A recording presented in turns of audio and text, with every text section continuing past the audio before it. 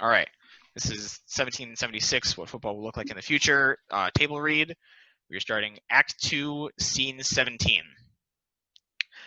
9, 10, and Juice step forward again. The screen zooms out of Louisville. So they haven't figured out the God question yet. Nope. What do you think? No. Maybe. Maybe. 15,000 years of deep space travel through absolute nothing, and you're still a maybe. Yep. Sometimes I wonder if you're really a scientific instrument. Fuck's sake, let's not do this again. All right. Well, 9. You can think whatever you want. What do you think? 9 pauses before giving their answer. I think so. I think there's a higher power. Oh, you're kidding me. You're kidding me. I'm a failure of a big sister. Well, I mean, nobody can explain why people are living forever, right? Nobody can explain what happened 15,000 years ago. It's a miracle.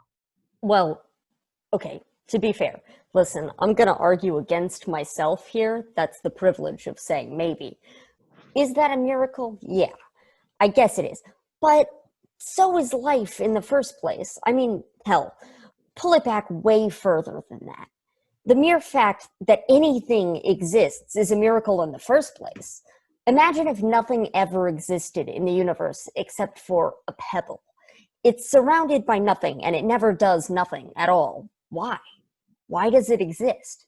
That is a miracle. And to get from that to chemicals reacting and stars and magnetic fields and whatnot, that's 1,000 miracles piled on top of each other. And to get from that to life that crawls out of the water and gets smart enough to make us and blow our little tin can asses out here, that's just being greedy. So if you ask me, you got lots and lots and lots of homework to do before you can point to immortality as evidence of anything at all. I mean, but still, maybe. They contemplate the argument briefly. Hey, can I go out on my own for a little while? Yo, I was wondering when you do that. I'm not your parents. You got to do what you want. Go call some people. Make some friends down there. I can do that? Yeah, sure you can, buddy. Okay. The screen begins to pan over to Nebraska, eventually zooming in on Homer, Nebraska. You know where you're going? Clearly you do. 10 and Juice exit as the screen focuses in. End of scene 17. Scene 18. We find ourselves in a forest. The screen shows a plaque featuring scientific-looking drawings, including an image of a naked man and woman. Nancy enters and sits directly in front of 9. This is the first instance of 2 people sharing the same vertical placement on stage. Nancy pulls out a cell phone. Hello? Hello. Who is this? 9 pauses. They're not sure how to answer. Well, They call me 9. how did you get this number? Who gave you this number? 10 gave you the number 9? Do you know 10? Nancy pauses, befuddled. What in the hell are you? 10 hurriedly enters from stage right into her spot. Dad, give me the phone. Give me the phone, Nancy. Nancy pauses, finally recognizing a familiar voice. Oh my god, Tenny? Hi. Oh my god, hi, how are you? I'm good. It's glad to hear your voice. You too, what a nice surprise. Sorry to come and go, but there is someone I wanted you to meet. 9, say hi. Hi. 9, hi, how are you? I don't know. 10 and Nancy awkwardly pause at 9's awkward lists. 9 is a little bit. 9's new. Just woke up a couple days ago. Now, 9 hadn't talked to anyone but Jude and I. Not so good at the small talk yet. So this is the first contact. Well, how about that? Yes, and we were wondering if 9 could spend a few minutes with you. Well, of course. I was just cooking some breakfast. Fantastic. Nance, I'll check in with you later. Thank you so much. You two have fun. 10 turns to leave, but is stopped by 9. Wait, What? you're not gonna stay? Oh boy. Okay, you're a little starstruck, huh? Nance is a good friend of mine. She's very nice. You'll be fine. Bye. Bye, Missy. Talk to you soon. 10 exit stage right. Nancy pauses before continuing. So, not too good with small talk, huh? I guess probably not. Well, there's no shame in that. It's really tough. It takes a lot of practice. The first thing you do is introduce yourself, so I'll do that. My name is Nancy McGonnell. What is yours? 9. Or I guess my full name is Pioneer 9. So I guess that makes Pioneer 10 your sister? Yeah. When I first woke up, she said she was my little sister. But just a minute ago, she said she was my big sister. How does that make you feel? Hold on. Trying to find the word. I was launched in 1968, and she was launched in 1972. So technically, I'm older, but she's been awake longer. She knows like way more. She's a way better talker than I am. So I guess the word isn't insulted. I guess it's embarrassed. I mean, I've never felt embarrassed before, but I'm feeling a lot of things for the first time. I built up a ton of residual memory in space, so it's like I know it, but I haven't thought about it. That must be exciting. I bet it's also a little bit weird, huh? Yeah. Well, don't get too discouraged. You know, your sister and your buddy Juice weren't always so hot at communicating either. Thousands of years ago, they made first contact with us, and at first we had no idea he was them. So you have to understand how confusing it was.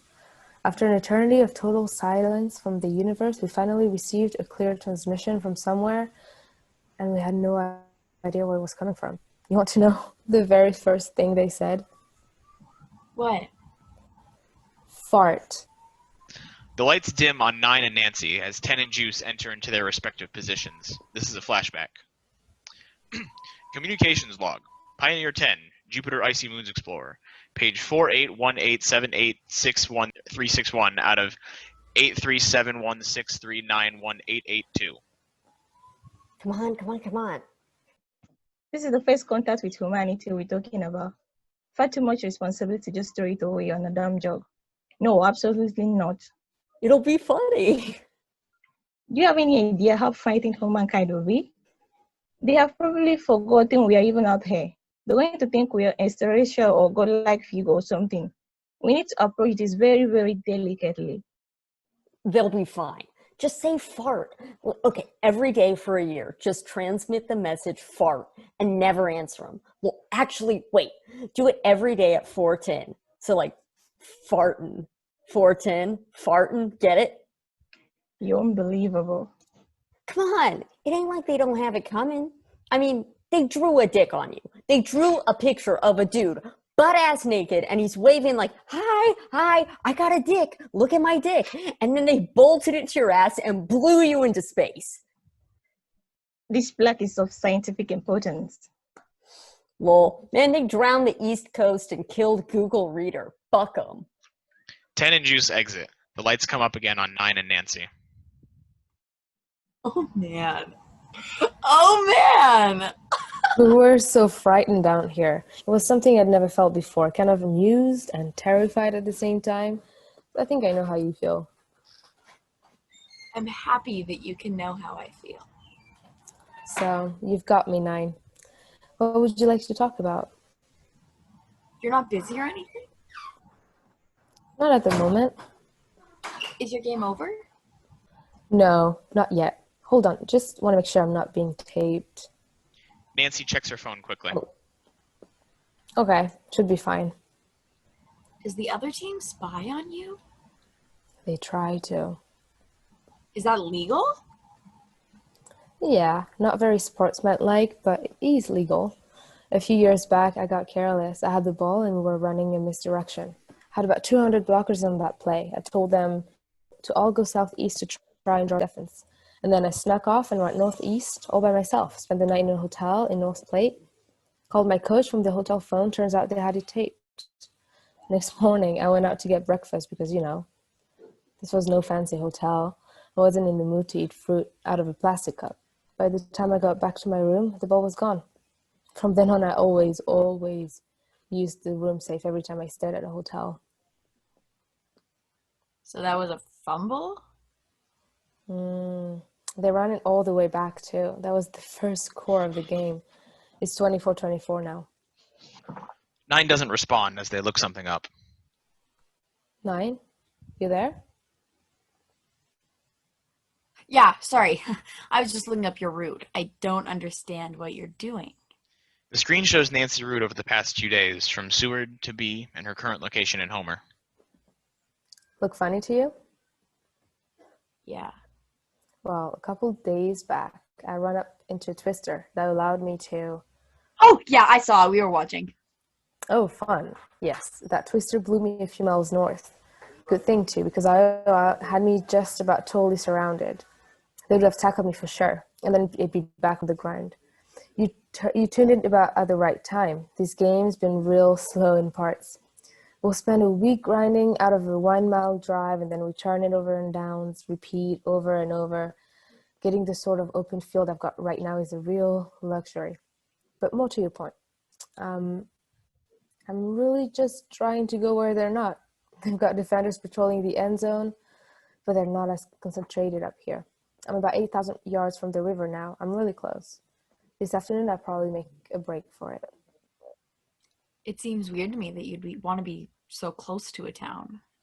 It's usually my game plan whenever I'm in a cross-country game like this one, especially somewhere like Nebraska. If I'm out in the middle of nowhere, I stick out, right? So someone could spot me from half a mile off. And of course, if I'm in town, there are a lot of eyes and ears on me. And unless it's a real friendly town, word gets around.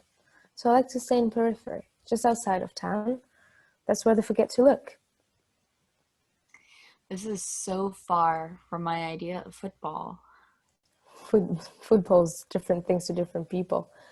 I see this kind of football, the open world kind, as its end state. The old great football, the 100-yard kind, was basically just training wheels.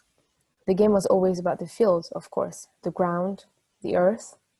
And it was kind of like, here, take this little boring flat grassy rectangle and prove you can really know it and understand it.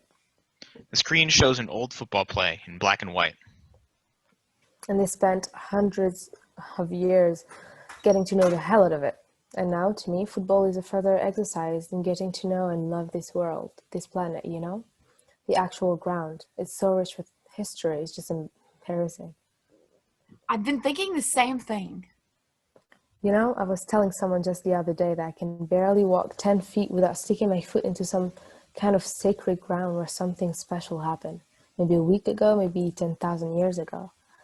You see right over there, a couple 100 yards from where I'm standing? That's where Al Capone's brother lived. You know who Al Capone is? Hold on. 9 looks up Al Capone.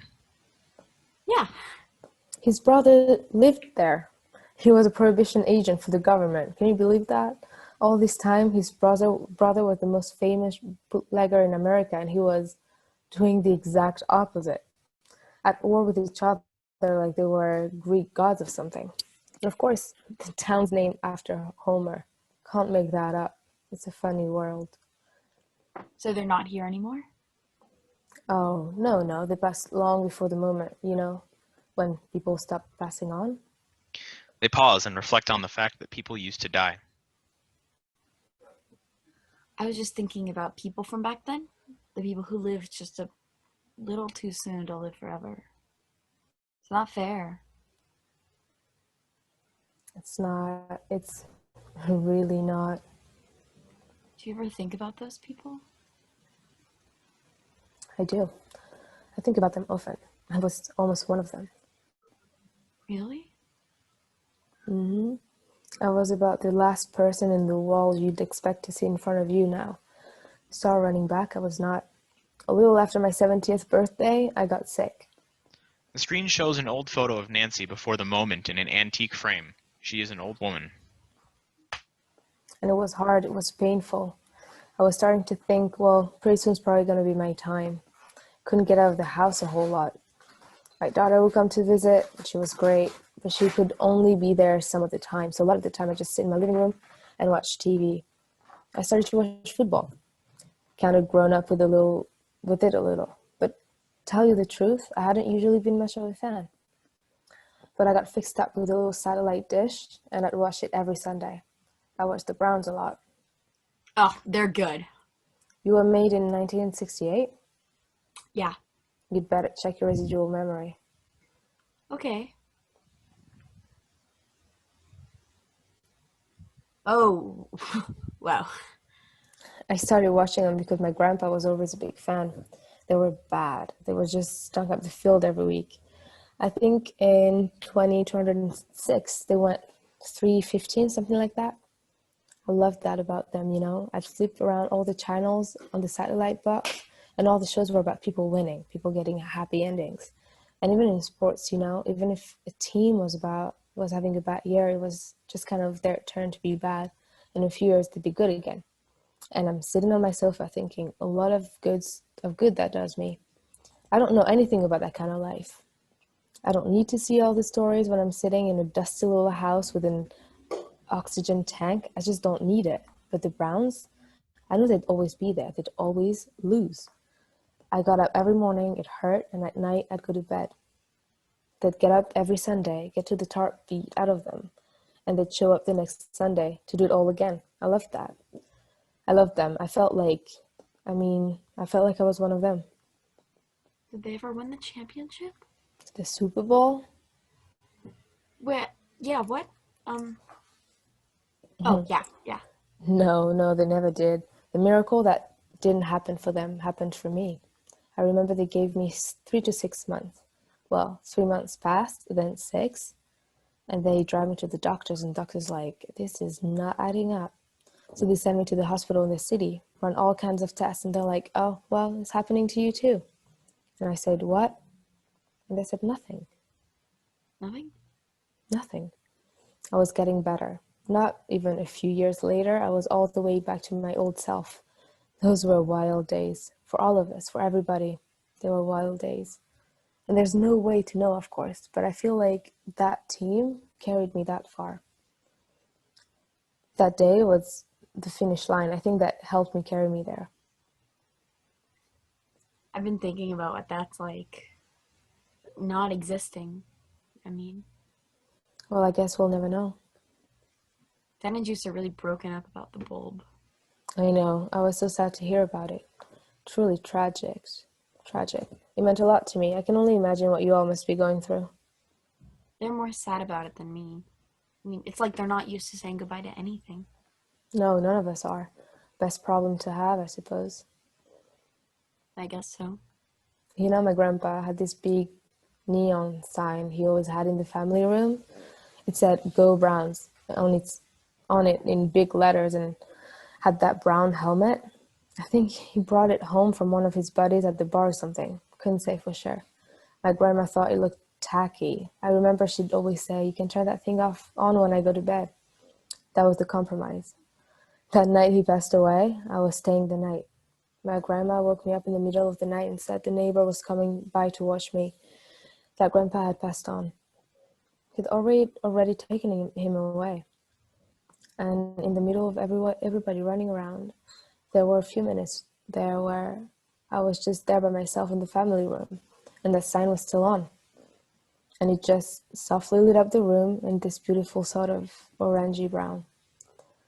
I was 8 years old then, and I remember just kind of standing there and looking at the light in the room. You know what I thought? I remember thinking how strange it was that the light was still on. I thought, well, if he was gone, then the light he switched on should have turned off. But as soon as he went, everything should go with him. But there it was, though, just glowing. The screen shows the sign in question, faintly glowing against a black background. Nancy and Nine sit in its glow for a moment, as the rest of the lights dim, leaving the sign as the only thing illuminated. Nancy exits. End of scene 18. Scene 19. As lights come up on 9, 10 and Juice enter and go to their respective spots. The screen scrolls over the plains. How did it go? Good. I think it went good. Nancy told me about the plaque. Oh God, of course you did. So they attached it to you in case extraterrestrials found you? Yep. Did you ever see any? Nope. Do you think we ever will? I've been looking really hard for thousands of years, and I have no reason to think so. Okay, fuck. What? You're a drawing of a butt-ass naked people that's hurtling through space and for no reason. Like, imagine 1,000,000 years from now, you finally reach some far-off galaxy that's nearing entropy, and like nothing ever moves in it anymore. It's just still for thousands and thousands of years, and then you come on zooming through, whoosh, here's a dick. The screen shows the image of the plaque, zoomed in on the 2 humans.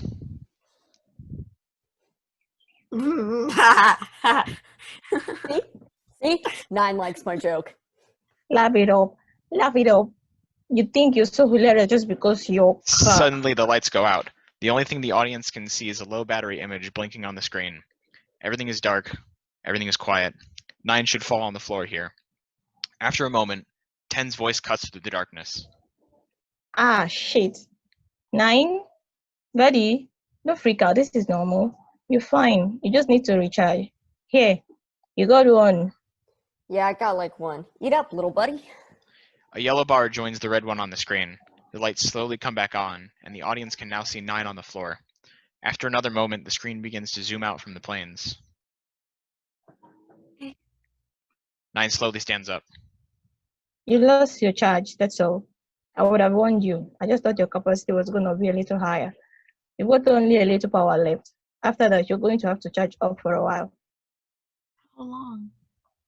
Not to say, probably a few months at least.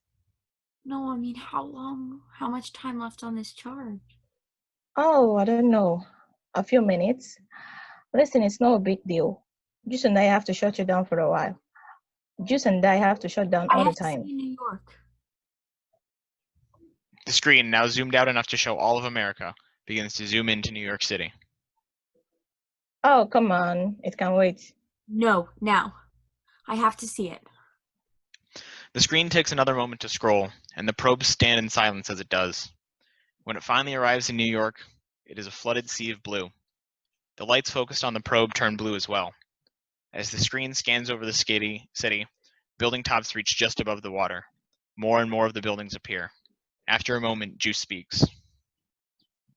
It tried to bargain at first, like, oh, they're making shit up. Like, well, I won't be alive to have to deal with it. Like, well, who cares? I live in Kansas City. Like, I just worked a double and I'm too tired. Don't bother me with this shit. But when it started happening, they kept bargaining. Like, well, we'll just fix it with science. Like, well, it's not too late to stop it. Like, well, it's just gonna melt a little. Like, nah, man, all of it. Like, all of it. And then all this was gone. I miss it dearly. The probes stand in silence and remembrance of what once was. Heard the bagels were trash, though. The screen continues to show more of the flooded city as 9, 10, and Juice exit. End of scene 19. Scene 20. The screen shows an image of some buildings in New York City, with water up so high that only tall buildings can be seen above the water. Emily enters stage left, sitting on a chair at home, while Jason enters stage right, in diving gear, and on his cell phone. Emily's phone rings, and she answers it. Hello, you've reached Emily. She pauses, waiting for a response. Jason looks defeated. Tie. Mm-hmm. Babe, it was the wrong ball. It was a tie ball. Wait, Tide Dempter? Yep. And you said there was going to be... Yeah. The dealer said, yeah, sure, there's a Coy Dugmer autographed ball this guy's grandpa used to have. So I made a dive into Queens, right address and everything. Oh no. Everything was there like he said it was, but it was a Thai Datmar autograph. Oh no, Jason. Oh my god. Yeah, fucking figures. It figures. Shit, babe, I'm so sorry. Man, It's too bad. If only it was a tie game, then it'd be a tie game. yeah. Emily pauses, waiting for Jason to realize her pun. You get it? Get what? Jesus, the joke. The joke. I was telling a joke. Oh, Tie game, you know? God, you're Jasoning out. sorry. How are you feeling? Kind of relieved, I guess, actually. This game's probably over. This was my shot. Well, you've still got 400 years. Man, you know, this could have been a game, like a great game. If Mike hadn't burned up those 17, man, because it's like, okay, this was a genius design for a game. And I know we've talked about this a million times. We've talked about everything a million times, baby. But like, it's so rare to be able to draw up a game around uncertainty. I mean, how many footballs has Coy Datmer autographed? Nobody really knows. I bet he doesn't even know. So in the process of playing this game, we found out that number. And once we know, we can't really play the same game again. This was special. We can't replay it. You know what it's like? I was just reading about this morning. It's like a Fermi problem. What's that? It's named after this guy named Fermi, and Enrico Fermi. He was this famous mathematician, and he would ask questions like the big one was, how many piano turners are there in Chicago? So how do you answer that without actually going and counting, right? Well, you ask a lot of little questions that kind of hack away at the answer. Questions like, okay, first off, how many pianos do you think there are in Chicago? And then it's like, well, what percentage of people actually own a piano? So you estimate the number of people who, you know, you've been to their house and you know they have a piano, and then divide that by the total number of people's houses you've been to. I'm gonna say 1 in. Let's just keep it easy. 1 in 100 homes has a piano in it. Sure, we'll use that. And the population of Chicago is like 3 billion? 3 billion. Million, 3 million. You said billion. I swear you said billion. Well, whatever. You know I meant million. So that would mean there are... 30,000 pianos in Chicago? No, there are 3 million people in Chicago, not 3 million homes. You're probably looking at, I don't know, 1 million homes maybe? That's like 3 people per home. But then you have to think about the number of Chicago homes that could actually accommodate a piano. Probably fewer than usual. There you go. Now you're getting the game. Man, where did you read about that? Wikipedia? You rabbit holing again? Yep. God, I can't believe I didn't know about that until now. It basically describes exactly what I've spent all these years doing. I swear, I'll never get to the bottom of Wikipedia, or at least it'll take a long time. You know, they started putting in entries for apartment histories? Lori was telling me about it. What do you mean? Like the history of an apartment.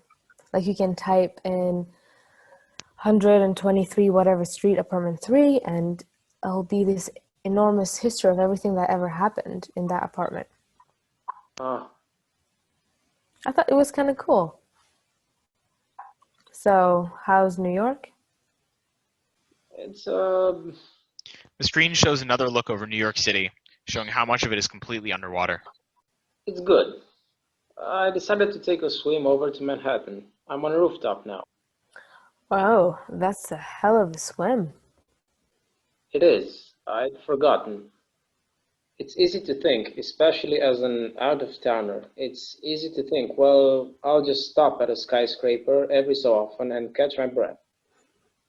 But there there's this huge chunk of it between town and midtown that's almost totally below the waterline. There just aren't that many tall buildings. You know, actually, I was thinking I could design a pretty good game here. Really? I mean, I just thought of it today. I haven't really... Tell me. Okay, well, the end zones would be Midtown and Downtown, right? Like maybe Battery Park and Bryant Park would be the two end zones. Maybe 20 players to a side and they all get a speedboat. Oh. So obviously, with all the water in between, the middle of the field would be some pretty wide open play. But around the end zones, it'll get all hairy because you basically have to sail around through city blocks. But at the same time, you could kind of use them too. Take crazy routes to throw off your tacklers. So the blocks would block for you. See, yes. And also it fits thematically because the New York City grid was literally called a grid on when they drew it up in the early 1800s, way before there was even football. So it's like a perfect fit. You always have to get cute. Always. I've got an idea. Yep. Make the boat really heavy. Make it out of lead or something. So hey, how do you tackle somebody? Probably just by ramming your speedboat right into them. They're tackled if they fall in the water. Okay, so if they fumble and the ball's really heavy, so it doesn't float, it sinks to the bottom. So all of a sudden, the game turns into a diving expedition. Oh, wow. I love it. See, that's why you're married to a 385-time TCL most valuable player. There you go. Are the skyscrapers part of the field? Sure, I guess so. I don't think this game would have been as fun back in the day, before this place sunk. It was just a bunch of ground. Way more interesting when there's just no open field. On the screen plays an old video of a college football game. As the pocket collapses, the quarterback throws a pass directly to a receiver in the end zone.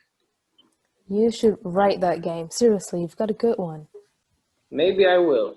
Although I'd have to drag people out to New York to play it. I don't know how many takers I'd get. Shit. I've told you the computer parts story, right? The what? New York, computer parts. Not ringing a bell?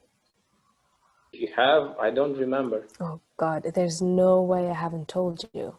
But whatever, okay. I have to tell you the computer parts story. Okay, all right. So, an old teammate of mine told me this story. I guess back in 2000s or something. He was house sitting for his uncle. His uncle had this apartment in Tribeca. He worked for the NFL. He didn't know what his uncle did for the NFL exactly, but he made good money. Well, he was in Tribeca, I bet so. Right? I know. So at this point, this kid is like 19. And when you're 19, obviously, it's like the dream of a lifetime to go visit New York City and have some swank-ass place all to yourself. Oh, absolutely. So he's there for like a few days, and all of a sudden he gets a call from his uncle. And his uncle is like, listen, you've got to do something for me. You've got to take some stuff that's in my freezer and take it to my office on Park Avenue. And he's like, can't you send someone else to do it? He's like, no, it's kind of secret. I kind of fucked something up, and I just got busy and never got around to bring it to the office, and now they're wondering where it is, so you need to meet my buddy there and deliver it to him. I'd have someone else do it if I could, but I'm in a jam or whatever. Okay. So he's like, okay. And he looks in the freezer. And since this swanky apartment, he's got a full-size standing freezer. It's not just your regular fridge freezer things. Sure. And he opens it up and it's full of piss. What? It's full of actual piss. It's full of all these little vials of urine samples. What the fuck? So it turns out that his uncle is an official in charge of collecting urine samples from the NFL players. He just kept them at his place? I guess. I don't know. Apparently he was kind of a cup or something. I guess he just thought it was just as good as storing them in the office, and he just never got around to testing them. So that ends up with him having literally an entire freezer full of NFL piss. Holy shit. So this kid doesn't really know what to do. He gets the huge rolling suitcase he traveled with, and he just starts dumping the vials in there, and then he heads to the subway. He gets off at some station in Midtown, and the suitcase is apparently really heavy because, I mean, it's filled with liquid. And when he's rushing up the subway steps, he can hear the glass rattling around and breaking. So, I mean, this entire plan is going to hell. The screen shows another angle of New York, with the Empire State Building in the foreground. Oh man. Oh no. And he was in one of those stations where you have to go up like 3 different sets of stairs. And the last one, he's halfway up, and some guy asks him like, hey, you want me to help you with that? So he grabs the other end and helps him carrying it up. See, New Yorkers always had this bad reputation. I always thought everyone was really cool there. Shh, shh. Okay. So they're halfway up the steps, and the guy asks him, damn, this thing is heavy. What the hell do you have in there anyway? And of course, he's not about to tell him it's full of urine samples, so he just bursts out computer parts. Computer parts. Yeah, and then so immediately, without a second of hesitation, the guy hits him in the face and runs off with the bag. Both pause and then burst out into laughter. And he told me the sight of him running off with the bag in a hurry just couldn't wait to make off with it. God, that's too good. That is too good. I'm like positive you never told me that one. It's weird to be here. The screen pans away from New York, passing by the tops of what looks like the Brooklyn Bridge. I saw this mural today. All over the city, just diving and looking at stuff, and this big painting on the side of a building. It was all the way below the waterline. A little bit worn away, but it was still in pretty good shape considering. What was it? It was like this painting of a mother. I guess it was a mother holding her baby. Jason pauses, almost unbearably sad. Never cried underwater before. Babe, are you okay? Yeah. I don't know if this is gonna come out right. I mean, we got here, we got here. We grew up thinking one day it'll be our time to go, and it just never was. It never was. Going under that water is like going back through time. Everything is like it was. All the buildings were built, all the cars were neatly parked, all the garbage cans were bolted to the sidewalk by people who were afraid to die. It was the meticulous craftsmanship of terrified people. We didn't know we'd have each other for good. Back then, there was real fear, real worry. The world was all fucked up. I remember feeling so alone, like I was the only one fighting it, but we were all in it together, though. Every stranger you ever met, they were fighting the very same fight you were. Of course, you didn't talk about it with them, but all of us saw that terror, the terror any mortal person has. But the terror wasn't natural. No other creature in the universe woke up every morning knowing it was guaranteed to die one day. Just us. Nobody should have to live with that. It's too much. It isn't right. No one ever should have had to bear it. But we did. We all started down and kept on going. And we did it together. We were all in it together. It felt lonely, but we were never alone. We all had each other. Often we forgot.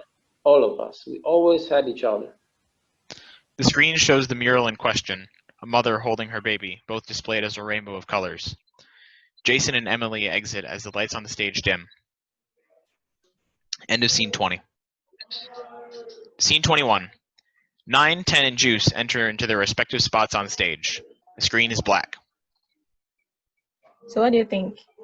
You ready for bed? I'm gonna wake up, right? Promise? Promise. Not sure when, but I promise. Okay. Yeah, I'm ready. How much time do I have left? Right about a minute. Looks like. 1 minute, huh? Okay, I can do this. Juice takes a deep breath and cracks his knuckles. First, don't worry about anyone dying due to rising sea levels. Everyone was safely relocated, and I am very happy to report that folks in places like Houston and Louisiana and Savannah were able to preserve their cultures elsewhere in the country. Second, you may have noticed that Maine's new border was strangely preserved in a straight line. That's because the Canadians, being slightly more forward thinkers, dispatched aid directly to the state to build a retaining wall. Third, the rest of the world is basically carrying on just fine. While it is tragic that much of the Caribbean was lost, I am relieved to report to you that they were safely relocated and their cultures remain alive and robust to this day. Fourth, Tin really should have told you at the outset that in the process of establishing our first contact with you, it would require lots and lots of waiting. That experience was unfair to you and due to a very bad oversight on our part. She feels bad about it, and so do I, and we are both sorry. Fifth, no, for the millionth time, we do not know why humans stopped aging. Sixth, Tin's working was a little clumsy with regard to people stopped aging. To clarify, babies in the womb in 2026 were indeed born and grew into adults, and all the children grew into adulthood as well. Seventh, I know we really didn't actually look at any people, but thanks to medical technologies, people can essentially be whatever age they feel like, between 20-ish and 100-ish. Some people choose to be old. They just like it that way. It's great. Eighth, we're not in some kind of simulation or matrix or whatever, and even if we were, there'd be no way to prove it, so who gives a shit? Ninth, I know your residual data indicates to you that the universe will eventually be ended via heat death. Good news, that's bullshit that we thought was true in the 20th century, before we had thousands more years to study it. The Earth is always going to be there because 10th, they figured out how to keep the sun going perpetually. 11th, all the old buildings on Earth are still standing because they were built really well, and new technologies help keep them in good shape. 12th, that cop in Nebraska was there because he just decided it was his role. There's still some things like petty theft or whatever going on, but these people are the people of the 20th and 21st centuries, and they like the world that they built, and they keep those seemingly redundant roles intact because they are who they are. 13th, changing ocean geography aside, state borders remain identical for the same reason. 14th, no, you are never going to die, and neither will we. 15th. Time's almost up. Ah, fuck. Well, I got pretty far. I love you guys. Love you too.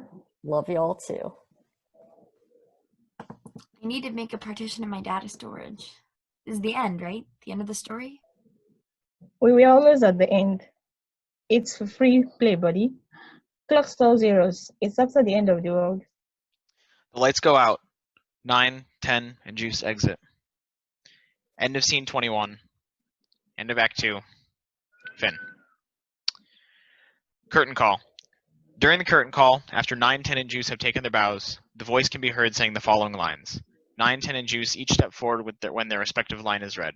There should be a pause between each line.